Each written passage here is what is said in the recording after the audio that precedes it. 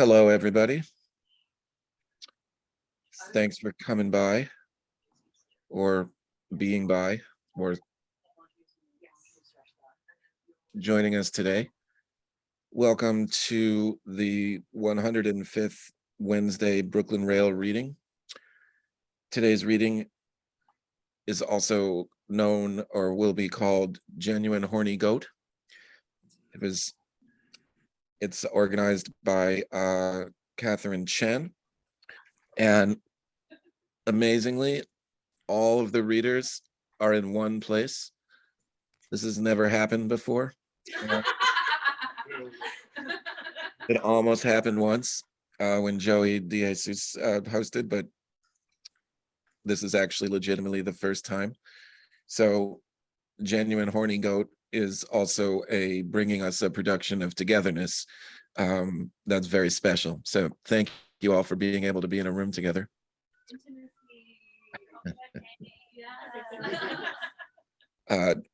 Tara, Sreshtha, Inam, and Devyn, Catherine is going to introduce all of you, or you're going to introduce each other, and then you're going to do something special there near the end. This has all been planned and has very little to do with me. Hello, my name's Anselm. I'm the poetry editor for the Brooklyn Rail, and I work with the wonderful staff here on these readings on Wednesdays. If you are coming to the reading for the first time, please pay attention, if you can, to the chat. Just take a look here and there. There'll be info with the bios on all the readers and links to various projects and works they may be up to, and other information regarding the Brooklyn Rail itself. I'm going to introduce Catherine, and then Catherine will take over. Catherine Chen is the author of the forthcoming collection, Beautiful Machine Woman Language, which will be published by Noemi Press next year. Working with sound, text, and movement, they explore the space between collective memory and archive in the trans-historical context of post-colonial time, grief, and labor. A Lambda Literary and Poets House Fellow, they have received fellowships from Lower Manhattan Cultural Council, Theater Me Too, and Monson Arts Center. Please welcome Catherine Chen, who will take this away and introduce everybody else, I think. Yeah, so is sound volume okay? I'm gonna try and project more. Okay. This was a really spontaneous gathering. I think Anselm asked me, we were at Think Coffee on Bleecker and Bowery, and asked me to curate a reading, and then later that night, literally I was out with these freaks. So, will you do a reading with me? And can it be horny? And everyone said yes, which is really lovely. I love my friends. I love us so dearly. So I'm really excited to be able to share this little reading space from Bushwick in Inam's bed. I'm going to be reading 3 poems, Genuine, Horny, and Goat. No particular order. Who would play her? I think I know what language is with you. Lingering shadows, shelf of doubt, serving fierce locks through disdain. Lately, I've been good and sentimental, and poetry is enough. We tell each other I love you, then fuck our demons asleep. We wake, we eat pasta, we play like butterflies, we run after trains, we miss opportunities, we exit more ships exhausted than ever. Sometimes I have to question my softness. Don't do this to me. You hold my hand, mulling over historic sweat, corporal secrets, manic hotties. In this dream, we're sitting on a rooftop ledge, legs dangling daintily, panties out. I know what you're about to say. Today, the group is acting unfair, yet not unkind either. So we do our worst, dancing for one another from opposite ends of the supermarket aisle. It's true what they say. We made a scene.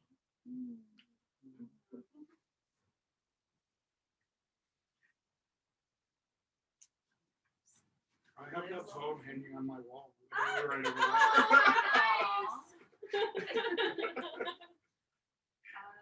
One woman factory.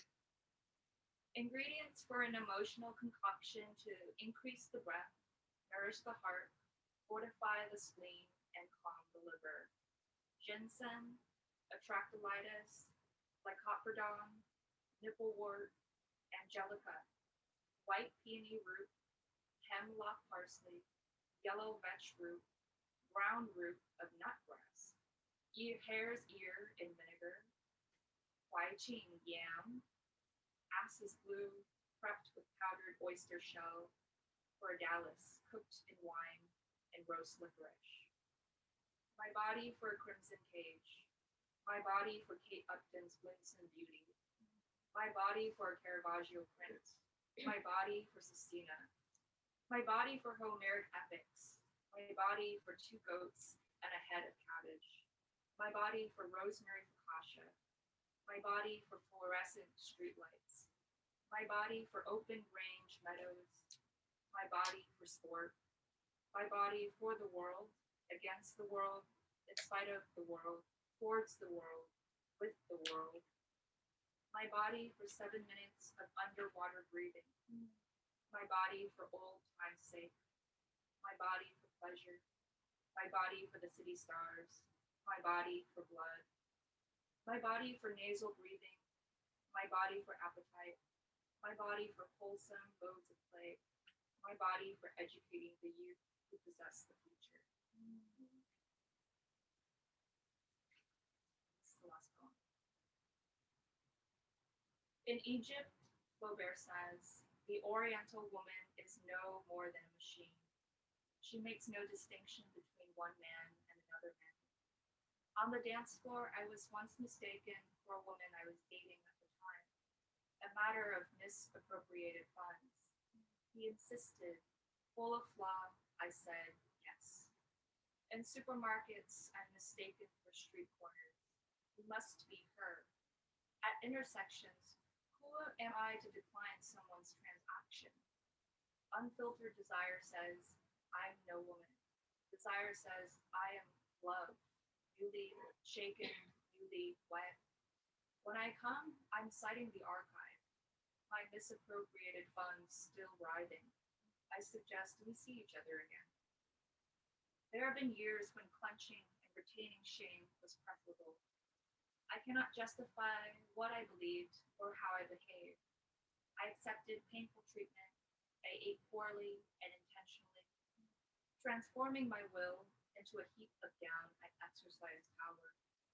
A drunken, droopy duo swipe, called by all and sundry as the mattress, the author says, she was now just turned 20, a fine, good-looking young wanton, always eager to throw herself at whatever partner's opportunity might place in her way. Perhaps the mattress knew all along that opportunity is an illusion, so you might as well take what you can get.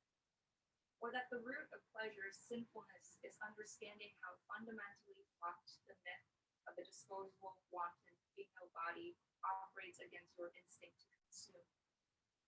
If I were to crowdsource the omnibus of Yelp reviews my former lovers have written about me, it might be said, scornful, haughty, a snob who thinks highly of her intelligence even as she actively demeans and prostrates others who possess it, pneumatic, heady, belligerent, enjoys watermelon sex, shibari, no anal though, moans with her tits, easy does it. Does an hour cost more than a sunset?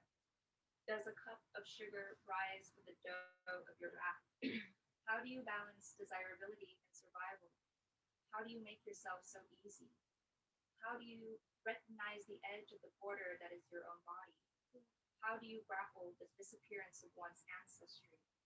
How do you account for natural and unnatural forms of movement? Any notion of movement, a vortex, declared in the hole of history. I dug this hole. I'll sleep in it too.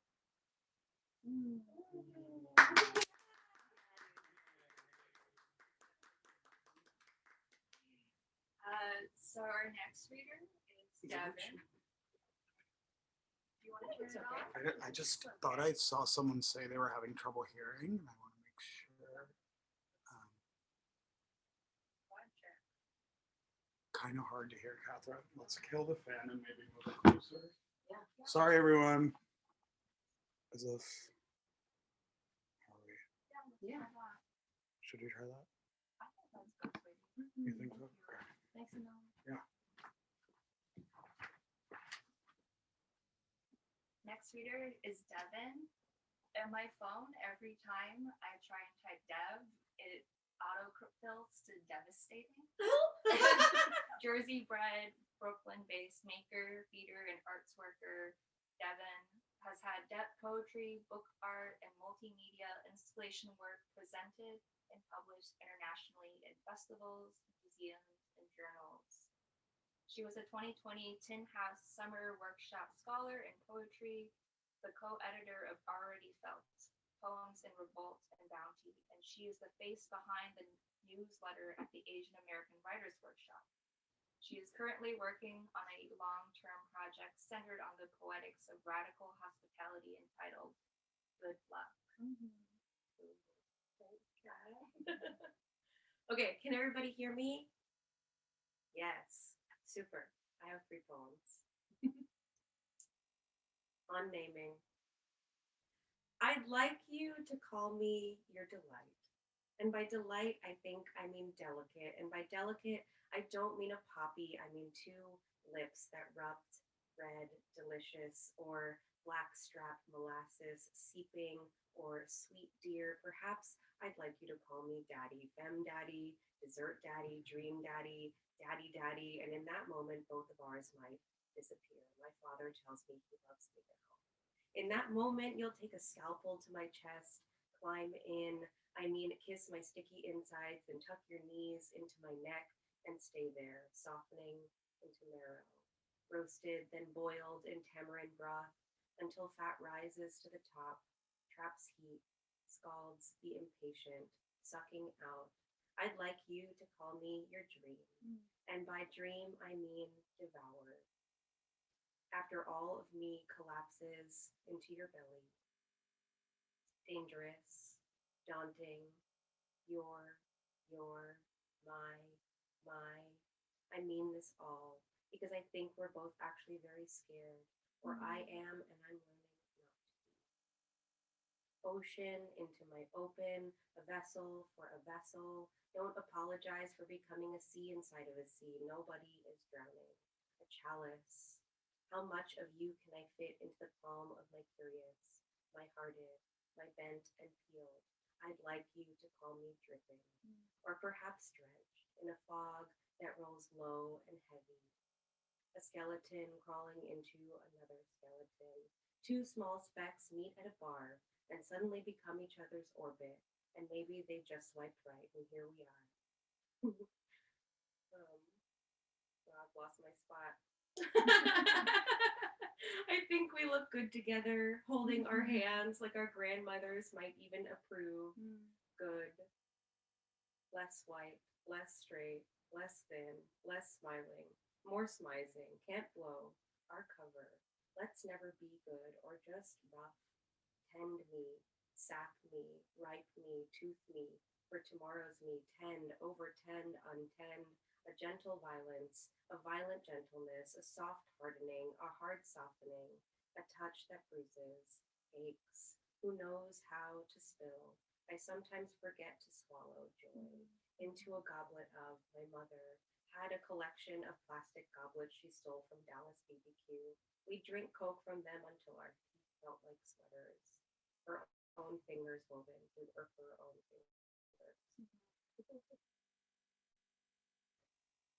Hers and hers. This is a poem about butts. Today you text me a photo of your ass, soft, peaked, and electric. Right now we have the approximation of touch. So I dream my hand gently, cupping the right and then the left.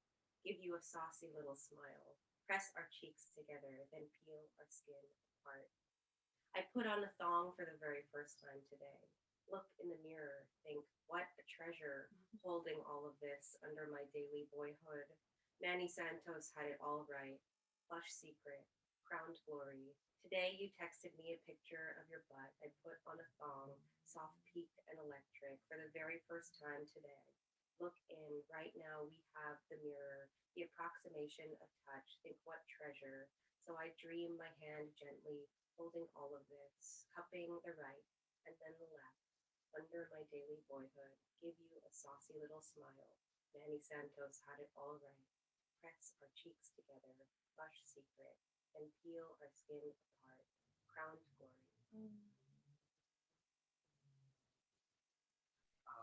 I think they want us to pass the laptop around. It's still kind of hard to hear. Okay. Oh, Okay. All right. Yes, Should we do that? if you don't mind. We're coming closer. Great, thank Two you. laptops and nothing to lose, right? Okay, Batter up. everyone. Here we are. In the hole. Thank you for the note. I'll end with home improvement. Let's build a house where we can both feel big. One palm over my mouth, the other outstretched. Cull the branches who see the sky and weep, pull the green into my throat. Remember the way we fill each other up. I'll build you a cabin from the bones of our enemies. Better yet, I'll craft a boat from the pits of thin-skinned yellow plums, distended by beach sun and burst in their bag, spackled together by sap left on my fingers, activated when I push 4 knuckles between my lips to show you how much I can hold. Some mornings I hover my hand over you, wait for the soft rise and pile, hum a chorus into the dead air, catch these thrums of rest and sing your songs back to you. A shelter built of those songs, untongued and wantful of a future we could never be promised, the verbiage future, startling and possible, we know, future, the harmonic of this future, where I kiss your shoulder and then my own future. It is so much to ask for a window arched perfectly for our plants. Is it so much to ask for a window arched perfectly for our plants, the ones that hang, the acrobats with their roots upward, the ones who tap your shoulder in the afternoon and curl in at night? You know, magnolias bloom even from the smallest versions of themselves. Their pinks unfurl on your birthday, then mine. We'll plant enough candles to burn and build it all again. And if only our porcelain molars survive, I hope they return to us gilded in some afterlife.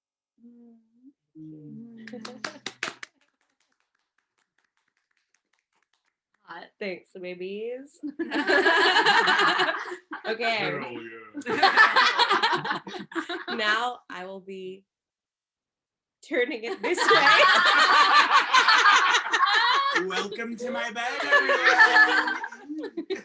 I will be turning this over to none other than my fiance, everyone. Dada is the best. We live together and we have a beautiful home together, and she makes art in that home, poems, books, paintings, many beautiful gilded things. Yeah, Hot. she's the best. Over. Over. Okay. Hi. I have a few poems. Refrain. Oh wow, so shiny. There's my chin. Okay, I like it. Refrain. Thank you. You're a star. Refrain. Where were we? The bench, frozen, mottled together. For poetry, we were in love, and you said burden, as in restrain. I lost my mind. At you, the bench, the park, familiar as family. How could I have made it without another plunging weight in the work? What have we said, you and I, about lightness? What warm wood have we held in the circle of us? The circle of us. Sodi. What warm wood have we held in the circle of us? The permission, the oh, I didn't know I could do that, and now burden. The world is different. What more is there to be said for what is lost in change? Even the sun can barely hold everything it's given to be. Devotional after Alejandra Pizarnik. Oh, longed for, awaited, beloved, She says my name wrong and makes me come hard. Some death, the mistranslation of need.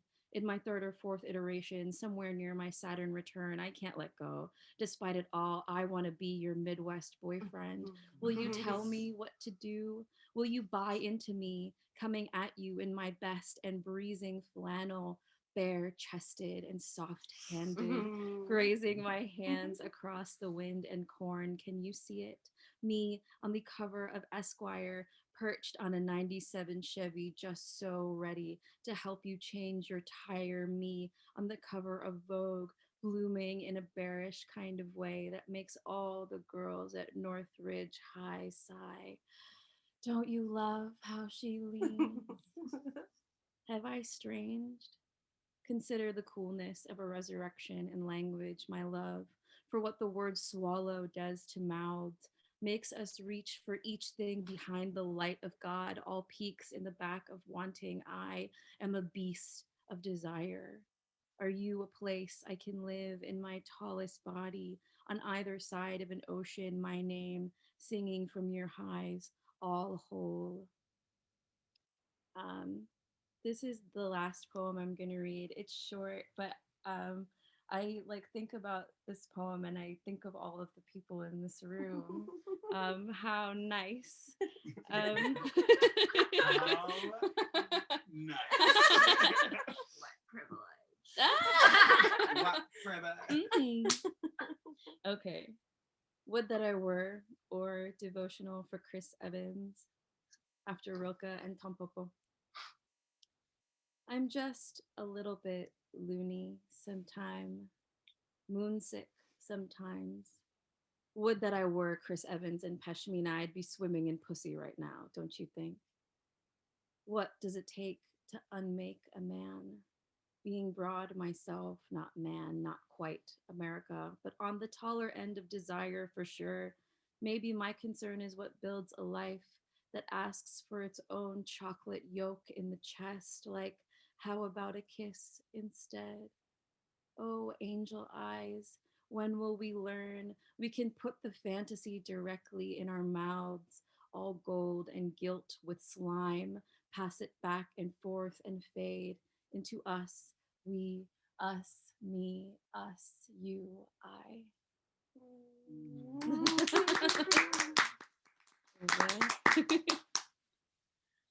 Okay. Next up is Sreshtha. Yes. Sreshtha Sen. Hi. Sreshtha Sen is my sibling in the eternal. Who would I be, poet or word or anybody without you? I remember when I like met you and the first time we like shared work with each other, I like understood what the word like riverful meant in terms of like language and desire. And you like inspire me, and I trust you in a way that I don't trust anybody ever. I've never like trusted anybody, and like you've helped me so much, and I love you so much, and this world is so much better with like your bright good heart. Okay, dummy. That's gonna be my new bio. That's it. Hi everyone, can you hear me? It's good because I have trouble projecting, so the laptop passing on. Brilliant idea. I'll read a few poems too, maybe. This is Eve Killing. I learnt of death in an ordinary fashion, a brother bringing me bone-snapped bird as offering. I was 6. That same year, we lay next to each other as the nurse felt his broken arm, my hand pillowing his hair damp with fright. I've taught myself since to label breakage 100 different ways and still profess to heal none. I slew my first goat at the age of 16 and couldn't stop smelling the slaughter on me. That night, I slurped every last bit of marrow to become more animal myself. What falseness it is to assume humans are only as cruel as our imagination allows them to be. It took their hands under my shirt to make a lover see me human, one who continues to exist even after they exist. And I did not know what men were capable of till I saw the bird, a living thing, still fluttering before my brother's fist closed in to kill. But I was not thinking of this, not at all, when 3 months later I reached out, bent his arm, and kept bending, even as I heard the halt, and he begged me to stop. Horny in a sad way, so. Yeah. Duality. Uh, this is called If You Aren't Busy, I Think I'm on Fire, and the title's after Wendy Zhu. Harry Styles says, "You don't have to say you mine. Just let me adore you."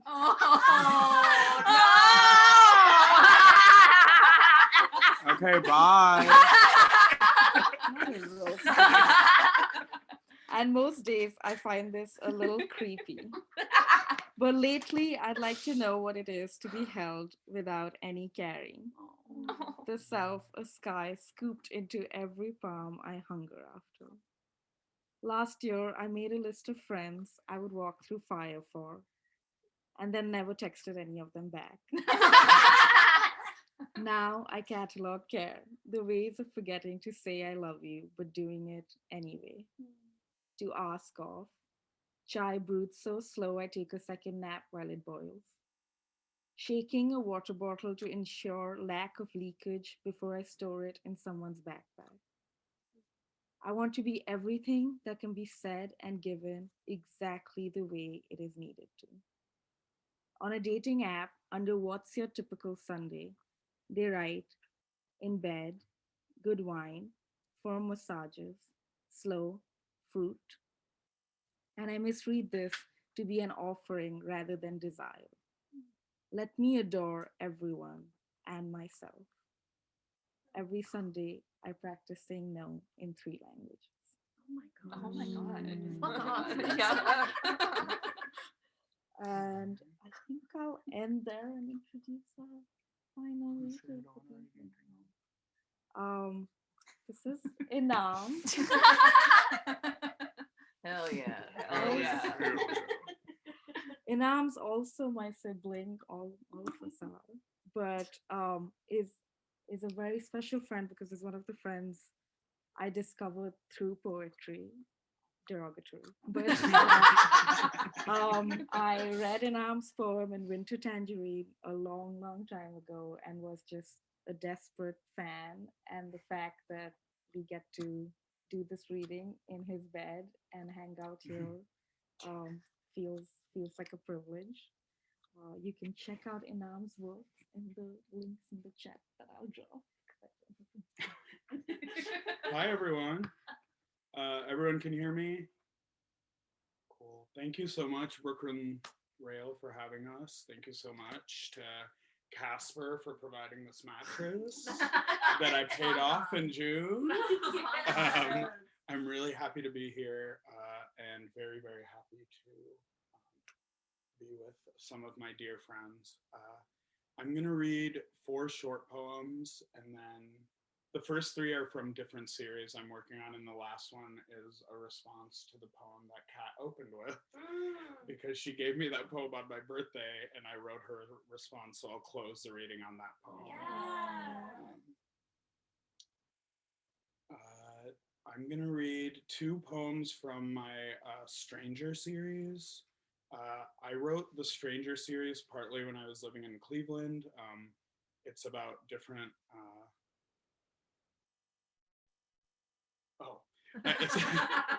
it's about just they start as sonnets and then I editorialize them after I get some like primary archival information into the actual piece, but they all start as sonnets initially. The first one is called Stranger Number 7. I wrote this before the pandemic, just so everyone knows. I hold a stranger's baby on the bus as she unpacks the bag for the fussy wonder. In it, snacks and relief, safe ways to clean everything. I ask the child for a reason to peek, play. At the end of the trip, another stranger, a filth summoned. I tell him as we undress about the baby, the grace of mothers, a glass of water on the bedside, my new matron, my new grace. After the smut, there's only breath and holding. I am asked to stay, to unravel slowly. Suddenly, my grandparents in the room. Suddenly, my favorite hue of purple. Suddenly, his childhood pet barking by the window. There is enough in the air to settle, to be familiar. So we steep tea.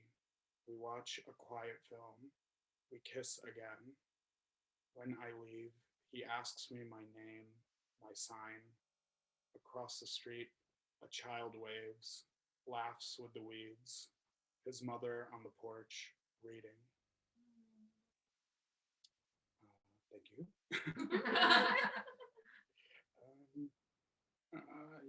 This one is stranger number 216. Won't explain it any further than that, sorry. They have no names, all names, none I can fit here. Away from my mother and father, I go make new family and farce, new schools with old fear. Each visit, I learn a new way to re-break something, changes in the classroom, in the bed. I am accustomed and unaccustomed still to the defense of violence as logic and thread. My breathlessness unnecessary till. Each visit, he has a different face, house, hair on the body and on the chin. Sometimes I hold them like I'd hold a reliable spouse. Their speculations, fantasy, illusion, decorum of surprise, a promise for something, a sacred way. In his mouth and in mine, I learn to cleanse. What's the purpose of my strict schooling each day? What good is rationalization as end? There are no means without the shaming of war. What's easier to learn? Amnesty or gore?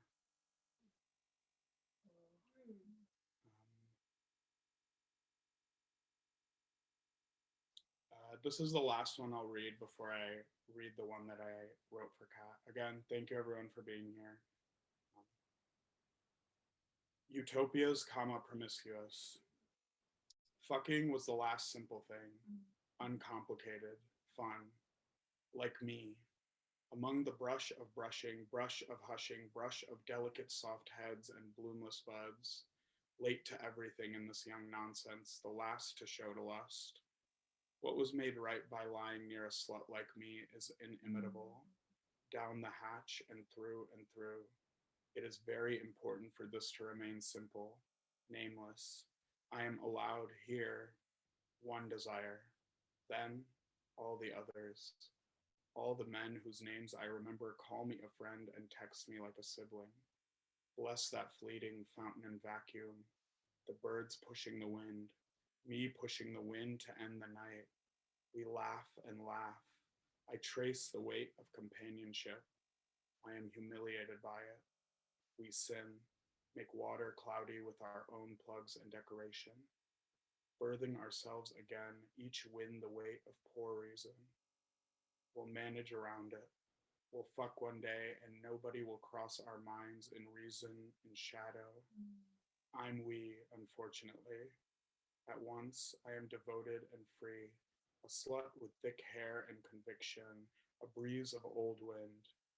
I am thinking about the way I am seen too often. I have no clue if I came here to see or to be seen or to see someone seeing. Sight is tricky. I am not. Excavation of this old factory is not working. Nothing is made right by history except what I can explain. What I love, how it happens, where needs expire to when they're met. Haven't read these in a while. I'm like getting emotional. Oh my god. And this I wrote, again, this last one for Kat. The poem that Kat read ends in the line, "We made a scene." So I started this poem on that line. And this poem is entitled "Ding Dong, Sweetie."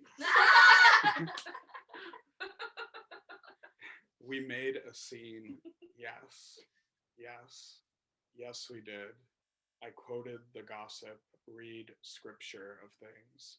Blessings I hear and say when I kiss you on the lips at the station, on the platform, rumbling about the fact that we are not straight in our movement, but absolutely could be. Here, though, I am workshopping desire to raise a child and be one too. We are of mothers with silent motives. Ours are out loud and violent as a bob, cut above the shoulders, below the ears. Listening for a giggle is the only patience I've left to spare. Labor, our joke made light in glances in camp. In definition, there is a fluid way to survive. I look to you, what you have on and the way you wear. Instructional to know movement and patent leather ownership. Trust is where I place our translation, where I rest my eyes while yanking your chip nail from skin. In a future, our children, collective, strange, laughing and covered in sweat. I am ready to wrinkle into this way with you, worn still, screaming, scene set with pasta and grease. Oh my God.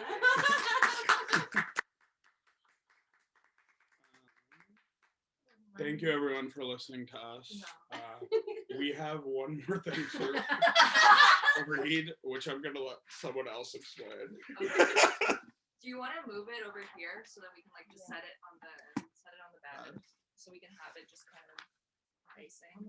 Is this okay, volume wise? Should we all just cozy up? A little Stevie. Just. Oh my God. It's a comfy bed. Casper, thank you, Casper, so much. Devyn, you comfy? You in the front? Okay. Come in. Okay, come here. Okay. We talked about doing a group piece together at the end. We had a few ideas in mind. One of them being reading the lyrics of "They Long to Be Close to You" by the Carpenters. But I've been having quite an obsession lately with the Sopranos, and my friends are kind and generous. So we'll be doing a table read. The Sopranos Season One, Episode 10, A Hit is a Hit. There's not much you need to know about this scene. I'll be narrating, and we'll have a few characters involved. This is at the Plaza Hotel. Are we reading like poets? We can. Read whatever we Poets. want. Okay. Okay. Clementine by Bobby Darin fills the air. A champagne cork flies off. Pull back to reveal Tony, Irina, Polly, and his sexy sometimes girlfriend Rita, and Christopher. Chris is dressed up. Polly pours. Drink up. We've got 4 more on ice. Drink up, baby. It's a celebration. You know what I say? Never say no to champagne or a guy with a 10-inch cock. What I tell ya? Is she a pisser? What are we celebrating anyway? Let's just say it's bigger than a Sub-Zero. Baby, did you notice this joint has a jacuzzi? Speaking of joints, Irina takes one out and lights it. Passes it to Chris, who hits. Passes it to Polly. He takes a hit. Passes it to Tony. Tony takes a hit. Sees Polly grinning ear to ear. What? Polly still smiles at Tony. Finally, as if through telepathy, Polly has communicated his thought to Tony. And now Christopher is smiling and nodding. Suddenly, the 3 men are laughing and hugging each other. you guys want to be alone? Yeah. As a matter of fact, why don't you girls go get in that tub? The girls go out. Tony and Polly pull a suitcase from the closet and open it. It's overflowing with 10s, 20s, and 50s. I love a mixed salad. I could look at it for hours. Yeah. Ship like this comes into port once. I need to read the Yes. contract next. In a lifetime, we gotta make this work for us. Find a sweet IPO, keep it spinning, live off the juice. RP who? Tony. Oh, initial public offering of a stock, Polly. I might be meeting some new guys with better insider market shit. Tony. She comes in wrapped in a Terry Plaza robe. Tony grabs her. I'm taking off. Gonna celebrate just me and Adriana. Mother of mercy, is this the end of Rico? Maybe. Just maybe. Wow. Wow. I love you all so much. Everyone, thank you for tuning Did not in. know we were meant to be reading that. We yes-anded the situation. Don't forget to drink some water, kiss your friends, and have a good day. Thank you. Bye. Thank you. Bye. Have a good Thank you. Thank you all so much. Thank you, Catherine, for making this happen. This was definitely the most laughter that's ever taken place during one of these readings. It's obviously the first time that a reading of The Sopranos has ever taken place, and it was really lovely to get to hear all your poems. Thank you so much, and maybe we'll just throw the mics open for a second so everybody can say hello and goodbye on their way out to the rest of the day. Thank you all so much. Thank you so much. That was amazing. Tara, thank you. Oh. Inam, thank you, Devyn. Thank you. Yeah. Sreshtha. Thank you. Thank you so much. Hey. Round of applause. Take care, everyone. Really have me going. Now it's time to go. Curtains finally closing. That was quite a show. Very entertaining, but it's over now.